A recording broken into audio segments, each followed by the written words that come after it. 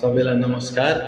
फागु पूर्णिमा, हिजो फागु पूर्णिमा सबैले आफ्नो हौसा उल्लासका साथ मनाउनु भयो होला। आफ्नो साथीभाइ, इष्टमित्र, फ्यामिलीसँग मिलेर मजाले होली खेल्दै, रङ खेल्दै हैन राम्रोसँग होली मनाउनु भयो होला। सबै ठाउँमा, नेपालका विभिन्न ठाउँहरूमा होली हर्ष उल्लासका साथ मनाइयो हैन।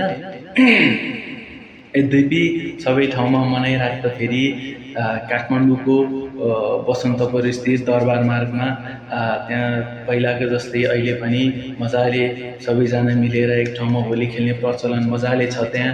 र हिजो सबैजना होली खेल्ने क्रममा मैले यसो न्युज हेरेको थिएँ। न्युजमा सबैजनाले ह्याप्पी होली भनेको मैले महसुस गरेँ त्यहाँ।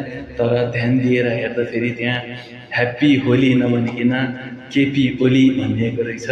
केपी ओली पछि त्यहाँ पछाडि नराम्रो कुराहरू भनिएको रहेछ। हुन त यी नराम्रो कुराहरू यो होलीमा मात्रै होइन, तपाईँको स्टेडियमदेखि लिएर तपाईँहरूको विभिन्न कार्यक्रमहरूमा जनताहरूले एकदमै गुनासो गरिराख्नु भएको छ।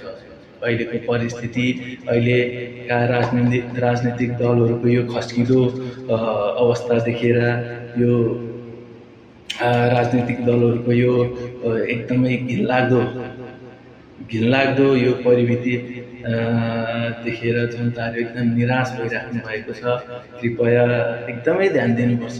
अहिलेको सरकार साह्रै नै निर्दयी भएको छ। जनताप्रति कुनै पनि एक हिसाबले पनि अभिभावकको भूमिका निर्वाह गरिरहेको छैन। कृपया एकदमै ध्यान दिनु होला। जनता धेरै निराश छन्, धेरै फ्रस्ट्रेसनमा छन् जनताहरू। तपाईहरू भ्रममा नहुनु होला। जहिले जनताहरू छन्, भेडा जनताहरू छन्, यिनीहरूलाई जे गर्दै पनि हुन्छ, जे भनिदिए पनि हुन्छ भन्ने खालको मानस्थितिमा अब नराखे हुन्छ। त्यस्ता सोच राख्ने बेला गए हेर्नुहोस्। अहिले जनता धेरै नै बुद्धिजीवी भइसके, धेरै नै सोच्ने भइसके, धेरै नै ट्यालेन्ट भइसके।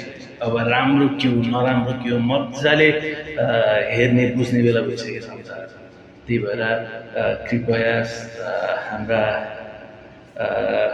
उच्च वर्गमा बस्नेहरू, देश चलाउनेहरू होइन, विभिन्न ठुल्ठुला पदमा बस्नेहरू जनताको यस्ता गुनासाहरूलाई एकदमै ध्यान दिनु जरुरी छ। अब त तपाईँहरूले सोच्नै पर्ने बेला भएको छ, सुध्रिने बेला भएको छ। यसको कुनै विकल्प छैन। तपाईँ सुध्रिनुको विकल्प कुनै हकमा केही पनि छँदै छैन। अब चाहिँ है